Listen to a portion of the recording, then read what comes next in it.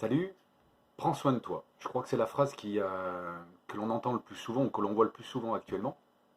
Et cette phrase qui est pleine de bienveillance, pleine d'empathie, pleine de bon sens, pleine de gentillesse, qui fait chaud au cœur. En tout cas, moi je la prends comme un cadeau chaque fois que quelqu'un me l'a dit, parce que je sens que derrière il y a quelque chose pour lui. Je me pose la question à chaque fois de me dire, ok, mais j'en fais quoi? Ça veut dire quoi prendre soin de moi? C'est juste faire attention de rester chez soi ou ça va plus loin que ça? Et l'idée, c'est de se rendre compte que finalement, ça va plus loin que ça. En fait. Prendre soin de soi, c'est peut-être aussi compliqué à faire que j'ai du mal à le dire. Et ce que je vous propose, c'est de se dire, ben, l'idée, c'est de prendre soin de nos différents besoins. Et il y en a trois types de besoins. On a les besoins psychologiques, on a des besoins physiologiques, et puis on a des besoins, on va dire, plus liés au développement de soi, et voire peut-être même à une certaine spiritualité. Donc on va segmenter notre fameux prendre soin de soi en fonction de ces différents types de besoins. Certains y verront un parallèle avec le cerveau triunique, et c'est pas anodin, entre le cerveau reptilien qui s'occupe des besoins psychologiques, des besoins physiologiques, pardon, le cerveau mammalien qui s'occupe des besoins psychologiques et le cortex qui va nous permettre justement tout cet accès à la spiritualité, au développement perso. Il y a un vrai parallèle. J'aime bien structurer mes vidéos et mes formations par rapport à ça parce que le cerveau triunique, même s'il est un petit peu simpliste, en tout cas il a cet avantage-là d'être simpliste et d'être facile d'accès. Donc au même titre qu'une voiture, pour apprendre à la conduire, on n'a pas besoin d'être mécanicien et d'avoir énormément d'informations. En mécanique, il nous suffit de savoir sur quelle pédale on doit jouer, comment fonctionne la direction et comment on arrête le bazar, comment on le démarre et comment on l'entretient. Voilà, donc avec quelques informations assez simplistes, assez simples, on doit arriver à comprendre comment fonctionne notre cerveau et comment l'utiliser, comment répondre à ses besoins et donc comment prendre soin de nous. Donc je vous propose une série de plusieurs vidéos où on va s'occuper de savoir pour chaque cerveau comment ça fonctionne et puis du coup ben, comment on prend soin des besoins de chacun de ces différents cerveaux-là. Donc aujourd'hui on va se lancer sur une première vidéo sur le fonctionnement de notre cerveau reptilien, donc ce fameux cerveau qu'on appelle aussi le cerveau archaïque, qui va nous permettre de gérer nos besoins physiologiques, se reproduire, boire, manger, respirer, bref, tout ce qui va concerner la vie et la survie en fait de nous en tant qu'individus et de nous aussi en tant qu'espèce.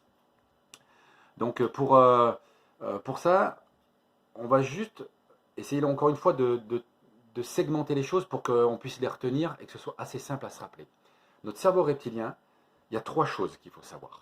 La première, c'est il est hyper rapide. Voilà, c'est prendre conscience de la puissance et de la rapidité de son mode de fonctionnement. Le deuxième, c'est voir quels sont les outils qu'il a à sa disposition. Il a trois outils à sa disposition. Et puis enfin, comprendre que si jamais on ne l'utilise pas pour les raisons pour lesquelles il a été fait, ça craint. Et ça craint pour nous et pour les autres.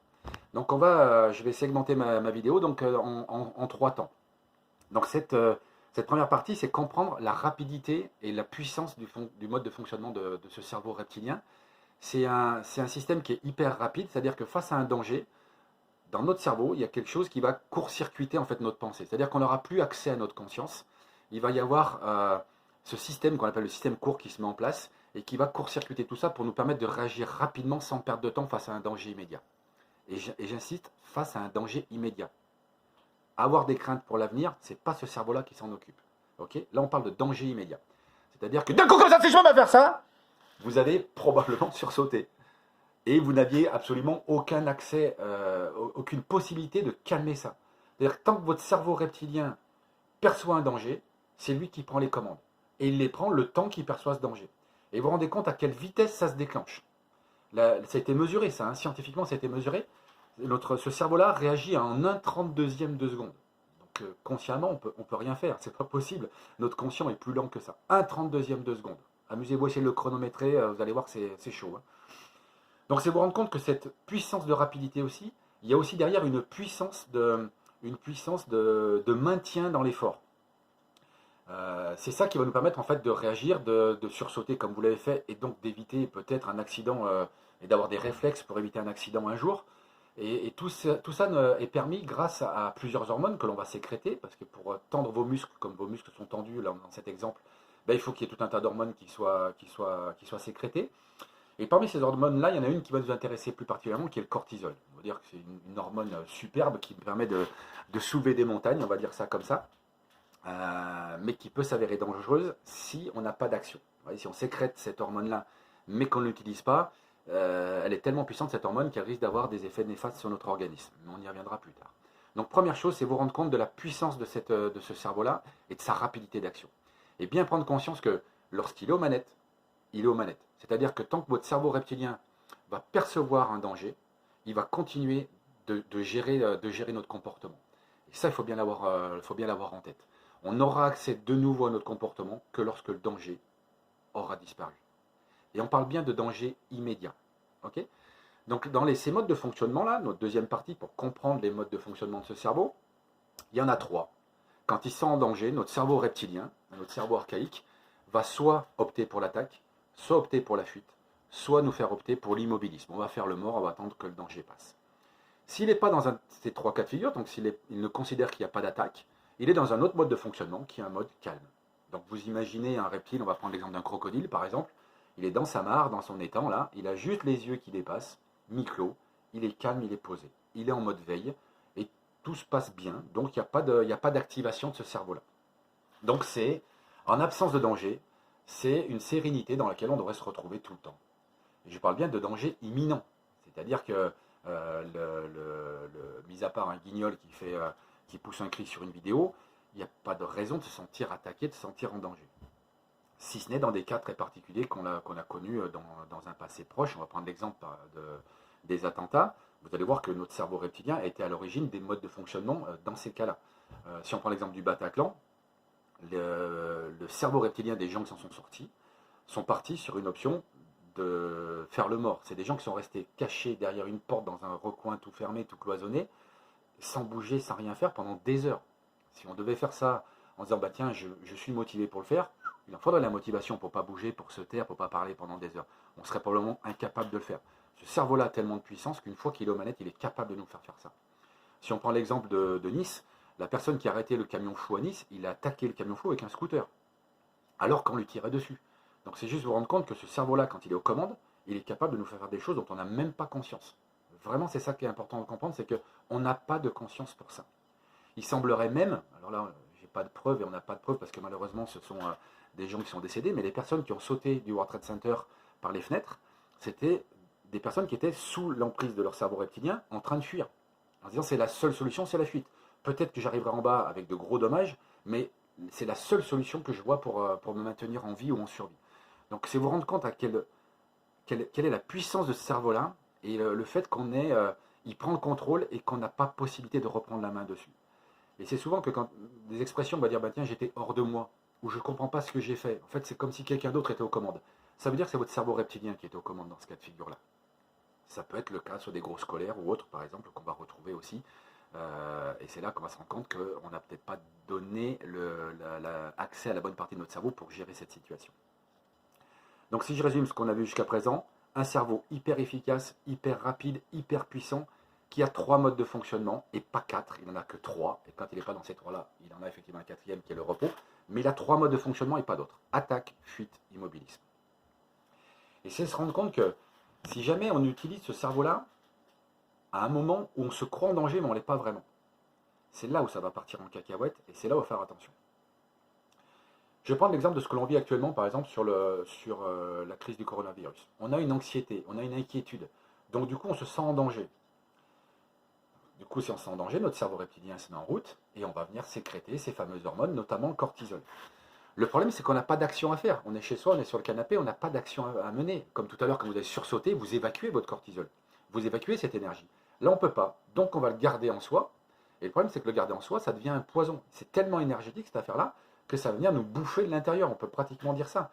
Il y a plein de spécialistes aujourd'hui qui considèrent que les maladies cardiovasculaires, voire certains cancers, trouvent leur origine dans cet état d'anxiété permanent dans lequel on se trouve aujourd'hui. Parce qu'on sécrète toutes ces hormones-là qui sont néfastes, parce qu'on n'est pas dans une action, on n'a pas besoin de ces hormones pour réagir à un danger immédiat. Quand on est sur un canapé en train de s'inquiéter pour son avenir, on n'est pas face à un danger immédiat. Donc on n'a pas besoin de ce cortisol, on n'a pas besoin de ces hormones. Donc le problème, c'est comme on n'en a pas besoin pour sauver notre organisme, c'est notre système immunitaire qui doit se défendre. Et on est en train d'utiliser notre système immunitaire à des tâches qui ne sont pas forcément nécessaires pour nous à l'instant T. Donc au moment où on doit plutôt se défendre contre le coronavirus, on se retrouve à devoir traiter un cortisol qui n'a pas de raison d'être dans notre organisme tout de suite. Ça va au-delà en fait de cet exemple du coronavirus.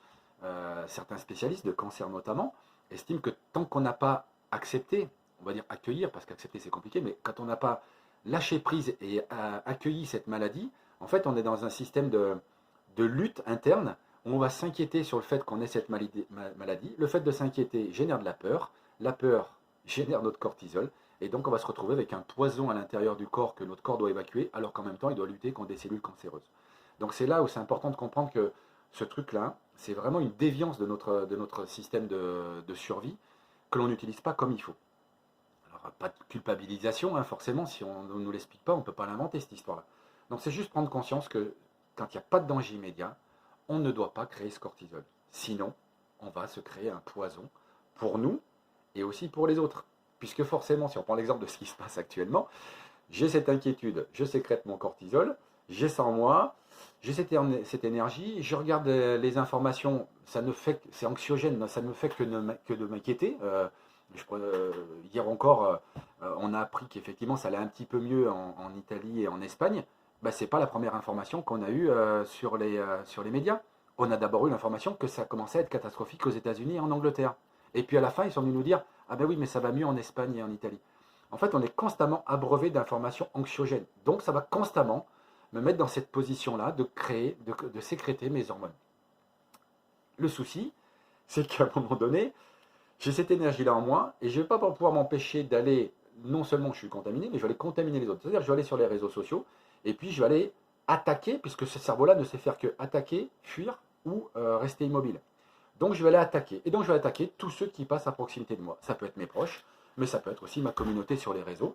Donc ça va se traduire par des attaques contre le gouvernement parce qu'ils n'ont pas fait le nécessaire, contre tel professeur parce qu'il fait n'importe quoi, contre ceux qui sortent alors qu'ils ne devraient pas sortir, contre ceux qui finalement nous demandent de rester alors qu'on pourrait sortir. Enfin bref, on va aller se balancer notre fiel, attaquer en fait tout ce qui bouge.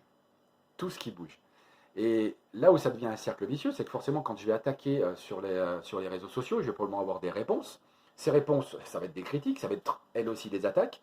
Je vais de nouveau me sentir en danger. Et c'est reparti pour un tour. Et donc je vais venir entretenir ce système qui me bouffe et qui bouffe les autres. Donc j'aime bien cette notion de rester chez soi. Eh ben, poussons ce conseil jusqu'au bout du bout. Restons chez nous. Revenons chez nous. Donc revenons voir ce qui se passe à l'intérieur par rapport aux besoins de notre cerveau reptilien.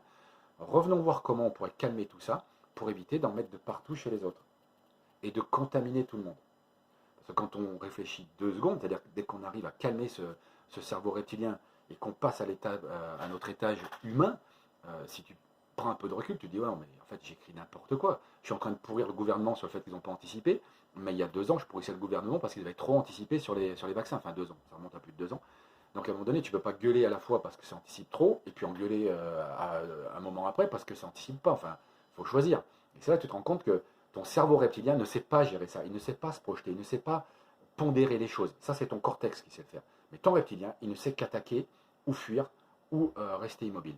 Donc soit tu vas être sur ton canapé en mode dépression, soit tu vas être en mode attaque, et tu vas aller balancer ton fiel à tout le monde.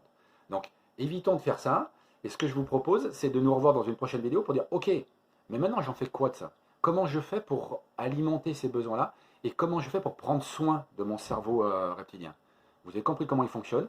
Amusez-vous à aller voir à quelle vitesse il réagit quand vous allez sur des réseaux, à quelle vitesse ça va vous énerver, et juste vous amuser à ressentir ça, vous dire ok, c'est lui qui est en activité, donc c'est lui qu'il faut que j'arrive à calmer, et puis donc la semaine prochaine, on se revoit pour une deuxième vidéo pour vous expliquer comment on fait ça. Avec 3 petites actions, 3 petits exercices tout simples, vous allez voir, c'est pas si compliqué que ça. Allez, je vous dis à bientôt, à la semaine prochaine, et écoutez bien votre reptilien. Ciao.